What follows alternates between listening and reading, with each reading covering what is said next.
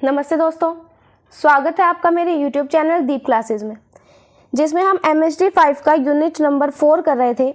Last video में हमने जो है व्यंजना शब्द शक्ति का टॉपिक स्टार्ट किया था। इसमें हमने व्यंजना शब्द शक्ति को देखा, फिर इसके दो भेद हुए आगे जाकर, एक शाब्दिक व्यंजना और आर्थी व्यंजना। हमने इसमें शाब्दिक व्यंजना और इसके दो उपभेदों को देख लिया था। आज की वीडियो में हम जो है आर्थी व्यंजना से अपनी वीडियो स्टार्ट करेंगे। तो बिना देरी के हम अपना आज का वीडियो स्टार्ट करते हैं। वक्त्र, बोधत्व, काकु, वाक्य, वाच्य, सन्निधि, प्रस्ताव, देश, काल तथा चेष्टा आदि की विलक्षणता के कारण आर्थी व्यंजना के 10 भेद हैं। कुछ विद्वान आर्थी व्यंजना के केवल 3 भेद मानते हैं: वाच्य संभवा, लक्ष्य संभवा और व्यंग्य संभवा। कारण अर्थ के 3 भेद हैं: वाच्य, लक्ष्य और व्यंग्य। अब यहाँ पर हमें ये बताया गया कि जब हम व्यंजना शक्ति का ये जो दूसरा भेद पढ़ते हैं, जिसका नाम है आर्थी व्यंजना, ये व्यंजना जो है किसी खास शब्द पर नहीं बल्कि उसके अर्थ पर टिकी होती है। हमारे आचार्यों ने क्या किया, इन्होंने ये बताया कि बोलने वाले, जिसके लिए यहाँ पर वक्त्र शब्द यूज हुआ है, फिर है सुनने वाले यानी कि बोधत्व, फिर है बोलने के लहजे या फिर टोन जिसको कहते हैं काकू, फिर पूरे वाक्य, इसको वाक्य बताया, फिर वाच्य इन्होंने कहा सीधे अर्थ को, और पास की स्थिति यानी कि सन्निधि, फिर मौका या फिर संदर्भ यानी कि प्रस्ताव, और जगह मतलब देश, काल मतलब समय, और शरीर के इशारे मतलब चेष्टा। इनकी विशेषता के कारण जो है, इन सभी की विशेषता के कारण हमारे आचार्यों ने आर्थी व्यंजना के हमें 10 भेद बताए हैं। लेकिन कुछ विद्वान ऐसे भी हमें मिले जिन्होंने क्या किया, ये जो 10 भेद बताए गए इन्हें माना नहीं था। इनका कहना था कि आर्थी व्यंजना के जो है केवल 3 भेद ही होते हैं। पहला इन्होंने बताया वाच्य संभवा को, दूसरा लक्ष्य संभवा को और तीसरा बताया व्यंग्य संभवा को।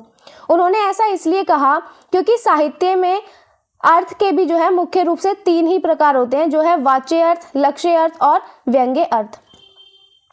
वस्तुतः व्यंजना में अर्थ संभावनाओं की कोई सीमा नहीं है, अतः उसके 10 या 30 भेदों की बात व्यर्थ है। शास्त्रकारों ने जिन भेदों की चर्चा की है वह तो उदाहरण मात्र है। वक्त्र, विशिष्टि, अर्थ व्यंजना का यहाँ पर जो है एक उदाहरण दिया गया है। अब यहाँ पे क्या बताया कि व्यंजना शक्ति के अंदर जो है उसमें से इतने सारे अर्थ निकल सकते हैं कि कोई उसकी सीमा या अंत है ही नहीं। इसीलिए इसे केवल 10 या 30 भेदों में अगर हम बांध कर देखें तो ये बिल्कुल ही व्यर्थ यानी कि बेकार है। तो हमारे शास्त्रकारों ने क्या किया, इन्होंने अपनी रचनाओं में जिन भेदों के नाम लिखे हैं, अब हम जो है उन्हें एक उदाहरण के अनुसार यहाँ पर समझेंगे। उदाहरण क्या दिया यहाँ पे, ये जो है उदाहरण, ये वक्त्र विशिष्टि का एक उदाहरण है। निरखी सेज रंग रंग भरी लगी उत्साह से लेन, कछु न चैन चित्त में रहे हो चढ़त चांदनी रेन। ये पंक्तियां जो है ये पद्माकर की है। अब यहाँ पर क्या किया गया, यहाँ पर हमारे बोलने की विशेषता यानी कि वक्त्र विशिष्ट आर्थी व्यंजना को जो है कवि पद्माकर ने इन सुंदर पंक्तियों के उसमें उदाहरण देकर हमें समझाया है। आगे देखें। होली के दिनों की चांदनी भरी मादक रात में रंग बिरंगी सेजों को देखकर नायिका आहे भरने लगी, उसके चित्त का चैन छीनने लगा, अर्थात नायक की जो है निष्ठुरता पर उसे जो है मलाल हुआ। अब यहाँ पर इन पंक्तियों का अर्थ बताया गया है, जिसका सीधा मतलब यह है कि होली के दिन है और रात में जो है बहुत सुंदर और नशीली चांदनी जो है वो बिखरी हुई है। साथ ही साथ घर में रंग बिरंगे जो है बिस्तरों को देखकर नायिका क्या करती है, अचानक लंबी लंबी सांसें भरने लगती हैं और उसके मन का जो सारा सुख चैन है वो यहाँ पर गायब हो जाता है। ये यहाँ पे बताया गया। लेकिन यहाँ पर जो है व्यंजना शक्ति से जो हमारा गहरा और असली अर्थ निकल रहा है वो ये है कि होली के इस खुशनुमा माहौल में भी जो है नायिका का जो प्रेमी है या पति है वो उसके पास नहीं है, वो बहुत ही कठोर और निष्ठुर हो गया है। नायक की इसी निष्ठुरता और बेरुखी के कारण क्या है, नायिका के मन में एक गहरा दुख या मलाल पैदा हो रहा है। तो यहाँ पर शब्दों को बदले बिना भी जो है केवल उनके अर्थ से ही ये विरह का सुंदर भाव हमारे सामने बाहर आ रहा है, और इसी को जो है हम आर्थी व्यंजना कहते हैं। आगे देखें। प्रतीयमान अर्थ का मतलब है, इस संदर्भ में ध्वनिकार का मत है कि प्रतीयमान कुछ और ही चीज है जो रमणियों के प्रसिद्ध मुख, नेत्र, श्रोत्र, नासिकादि अवयवों से भिन्न उसके लावण्य के समान महाकवियों की वाणी में जो है भासित होता है। तो अब यहाँ पे हमें ये बताया गया कि आखिरकार प्रतीयमान का अर्थ होता क्या है। तो इस बारे में जो है ध्वनिकार रहे एक आनंदवर्धन, इन्होंने कहा कि प्रतीयमान अर्थ जो है वो शब्दों के सीधे अर्थ से बिल्कुल अलग एक अनोखी चीज है। ठीक है, इसके लिए यहाँ पे उदाहरण दिया गया, जैसे क्या है, किसी सुंदर स्त्री के चेहरे पर आंख, नाक, कान और मुंह ये तो अलग से दिखते ही हैं, लेकिन इन सब अंगों के अलावा भी जो है उसके पूरे चेहरे पर एक अलग सी चमक या फिर सुंदरता होती है। इसे ही हम जो है लावण्य कहते हैं। बिल्कुल ठीक वैसे ही महान कवियों की जो कविता होती है उसमें शब्दों के सीधे सीधे अर्थ तो होते ही हैं, लेकिन उन शब्दों के अलावा भी जो है एक अलग से सुंदर अर्थ वहाँ पर चमकता हुआ महसूस होता है, और इसी को प्रतीयमान अर्थ या फिर व्यंग्यार्थ अर्थ कहते हैं। इस कथन से जाहिर है कि व्यंजना में अर्थ की अनंतता होती है। साथ ही व्यंजना अथवा ध्वनि प्रतीयमान भाषा का स्थूल तत्व न होकर सूक्ष्मतर अमूर्त व्यापार है। तो यहाँ पर हमें बताया कि व्यंजना शक्ति के अंदर जो है अर्थ की कोई भी सीमा नहीं होती, इसमें अर्थ की अनंतता होती है, यानी कि इसमें बहुत सारे अर्थ जो है वो निकल सकते हैं। साथ ही व्यंजना या ध्वनि भाषा का कोई भी स्थूल तत्व, इसका मतलब हुआ यानी कोई भी भारी या ऊपर से दिखने वाली चीज ये नहीं है व्यंजना, बल्कि ये जो है ये भाषा का एक बहुत ही बारीक और बिना दिखने वाला एक काम या व्यापार है, जिसे केवल दिल से जो है महसूस किया जा सकता है। वस्तु, व्यक्ति, परिस्थिति में निहित चमत्कार पूर्ण प्रभाव को अभिव्यक्त करना ही जो है व्यंजना का ध्येय है। शब्द और अर्थ, वाक्य और प्रबंध, संपूर्ण काव्य में व्यंजना का अनंत अर्थ सौंदर्य मिलता है। अतः लक्षणा की तुलना में व्यंजना का क्षेत्र जो है बहुत विस्तृत और विशाल है। अब यहाँ पर हमें बताया गया कि व्यंजना शब्द शक्ति का असली लक्ष्य या फिर उसका असली मकसद होता क्या है। तो किसी भी चीज यानी कि वस्तु और किसी भी इंसान, साथ ही साथ किसी भी माहौल के अंदर जो एक हमें अनोखा सा असर या चमत्कारपूर्ण प्रभाव छुपा हुआ दिखाई देता है, उसी छुपे हुए असर को सबके सामने बाहर लाना ही जो है वो व्यंजना शक्ति का असली काम है। अब चाहे कोई एक अकेला शब्द हो या उसका अर्थ हो, कोई छोटा वाक्य हो या फिर कोई बहुत बड़ी रचना या महाकाव्य हो, पूरी की पूरी कविता और साहित्य में जो है इस व्यंजना शक्ति के कारण कभी न खत्म होने वाली जो है सुंदरता देखने को मिलती है। इसीलिए अगर हम इसकी तुलना लक्षणा शब्द शक्ति से करें तो उसके मुकाबले व्यंजना शब्द शक्ति का अगर हम दायरा या क्षेत्र देखें तो वो और भी ज्यादा विस्तृत और विशाल जो है माना जाता है। संस्कृत काव्य शास्त्र में व्यंजना के भेदों प्रभेदों पर निगाह डालने के बाद प्रोफेसर राम अवध द्विवेदी ने कहा, ध्वनि के भेदों प्रभेदों का प्रश्न अत्यंत जटिल है। मम्मट ने 10,455 भेदों का उल्लेख किया। सच तो यह है कि व्यंजना की संभावनाएं अनंत हैं और उसके विभिन्न रूपों की परिगणना नहीं हम कर सकते। तो यहाँ पर बताया गया कि संस्कृत काव्य शास्त्र में जो है व्यंजना और ध्वनि के हमें अलग अलग प्रकारों के बारे में देखने को मिलता है। इस बारे में जो है प्रोफेसर राम अवध द्विवेदी ने एक बात कही। इनका कहना था कि ध्वनि के कितने भेद होते हैं, ये जो सवाल है ये सच में बहुत ही जटिल है। हमारे एक आचार्य रहे मम्मट, इन्होंने क्या किया, इन्होंने अपनी रचना में इसके 10,455 भेद बताए हैं।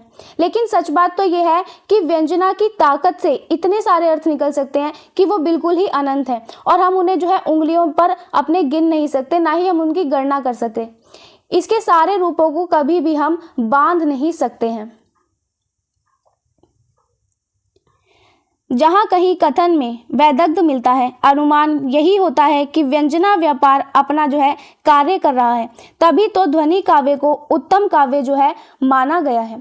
तो यहाँ पर क्या बताया गया, द्विवेदी जी ने अपनी रचना सिद्ध सिद्धांत में बताया कि जब भी हमें जो है किसी की कही कोई बात में कोई गजब की चतुराई या अनोखापन या फिर वैदग्ध्य मतलब समझदारी दिखाई देती है, तो हमें तुरंत ही क्या करना चाहिए, ये अंदाज़ा लगा लेना चाहिए कि वहाँ पर पीछे से हमारी जो व्यंजना शब्द शक्ति है उसका जादू जो है काम कर रहा है।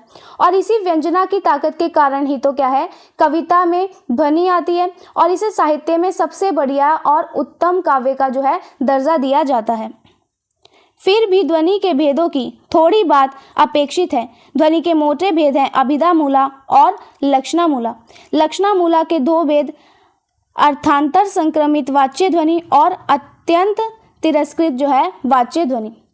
अब यहाँ पर क्या हुआ, यहाँ बताया कि भले ही जो है व्यंजना शब्द शक्ति के हजारों भेद हो, लेकिन फिर भी हमारे लिए जो है मुख्य रूप से थोड़ा बहुत समझना ये जो है बहुत ज़रूरी हो जाता है।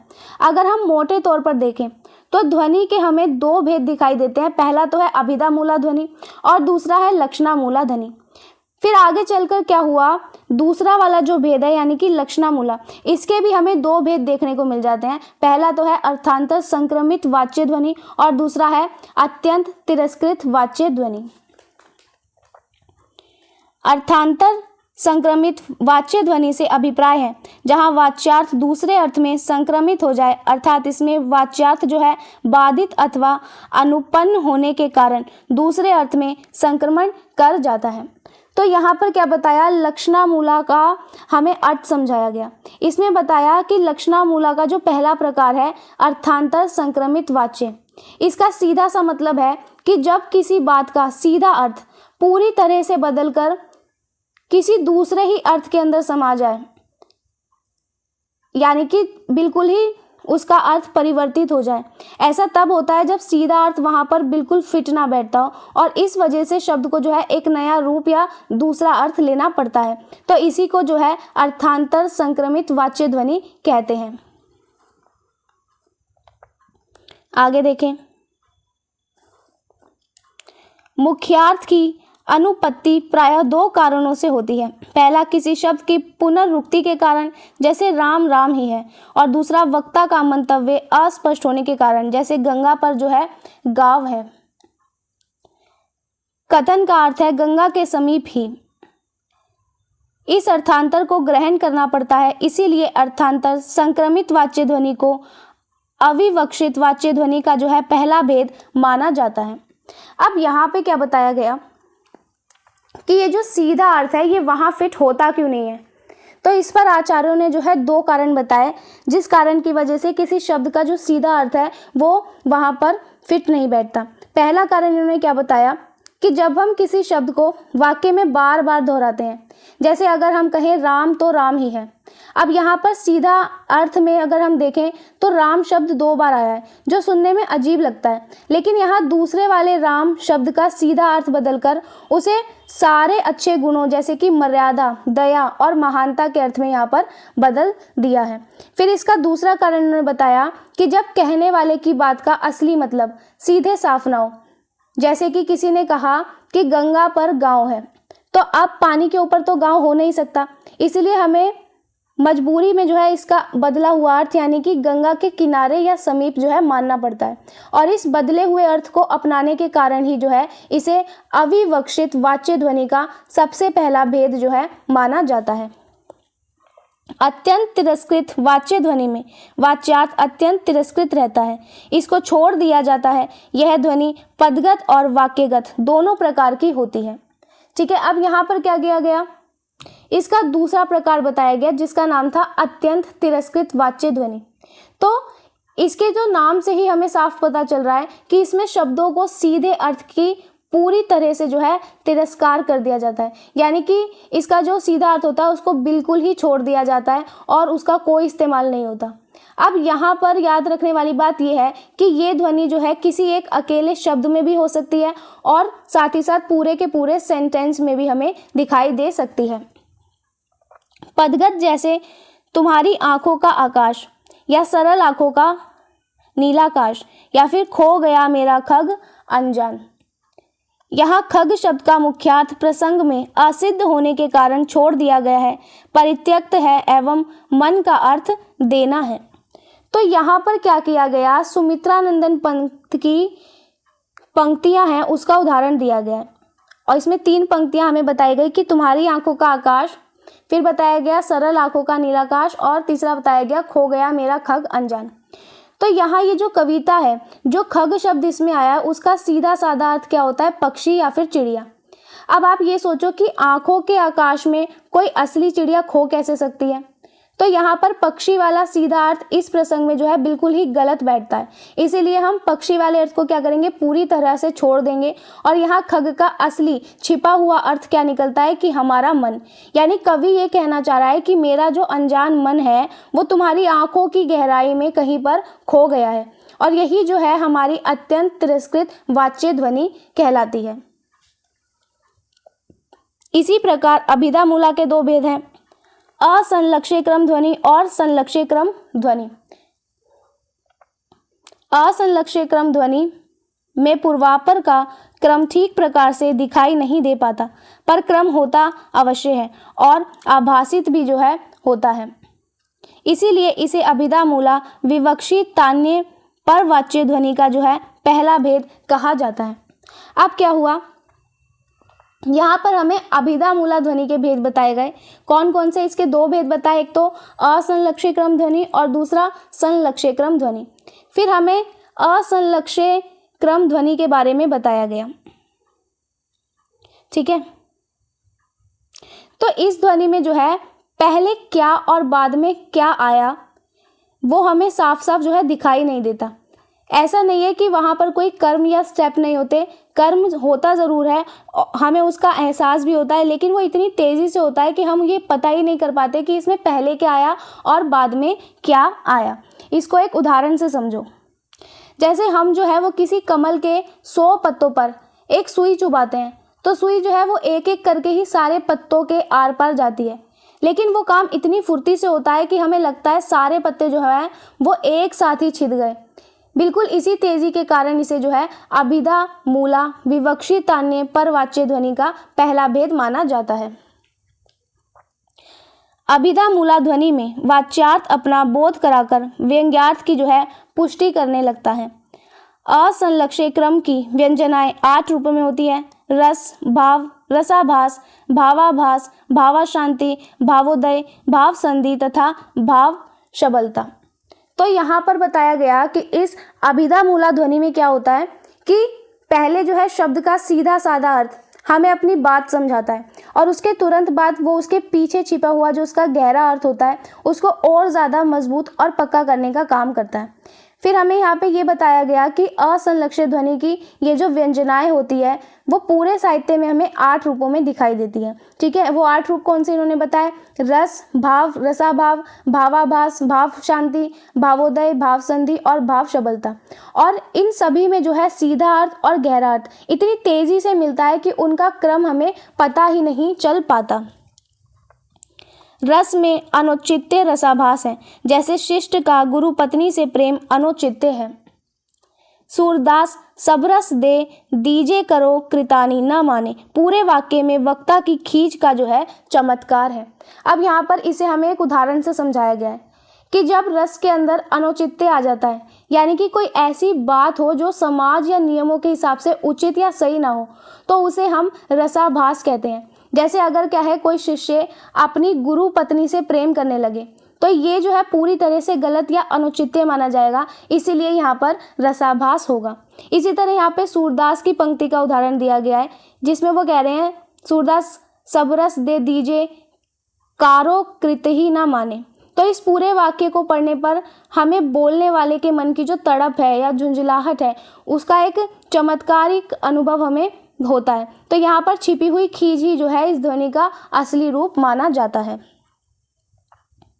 संलक्ष्य क्रम ध्वनि में वाच्यार्थ से व्यंग्यार्थ की प्रतीति का पूर्वापार क्रम स्पष्ट रीति से जो है लक्षित होता है, इसी से इसे संलक्ष्य क्रम ध्वनि कहते हैं। कभी कभार इसे अनुकरण ध्वनि भी जो है कहा जाता है। अनुरणन माने हैं पीछे होने वाली अनुगूंज, घंटे के अनुगूंज की तरह। तो अब यहाँ पर हमें ये जो इसका दूसरा भेद था संलक्ष्य क्रम ध्वनि, इसके बारे में बताया गया है। तो इसके जो है नाम से हमें ये पता चलता है कि इसमें सीधे अर्थ से क्या है छिपे हुए अर्थ तक पहुँचने का जो पहले और बाद का क्रम है वो हमें पता होता है, वो हमें जो है दिखाई दे जाता है। इसमें हम साफ साफ देख पाते हैं कि पहले सीधा अर्थ समझ आया और फिर उसके बाद जो है धीरे से उसका गहरा अर्थ हमारे सामने प्रकट हुआ, इसीलिए इसे जो है संलक्ष्य क्रम ध्वनि कहा जाता है। कई बार जो है विद्वान अनुरणन ध्वनि भी इसको कहते हैं। अनुरणन का मतलब क्या होता है कि पीछे से होने वाली गूंज या फिर अनुगूंज।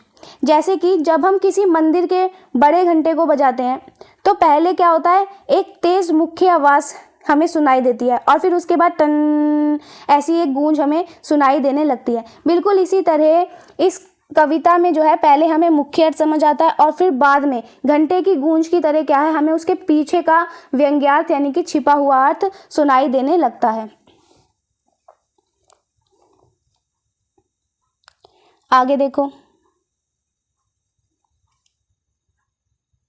यह व्यंजना कभी वस्तु ध्वनि से होती है, कभी अलंकार ध्वनि से। वस्तु किसी बात का कथन, ऊधो भली करी ब्रज आए की वस्तु ध्वनि है कि ऊधो तुमने ब्रज की गोपियों को निर्गुण का उपदेश देकर अच्छा ही किया, हमारी कृष्ण में भक्ति और दृढ़ हो गई।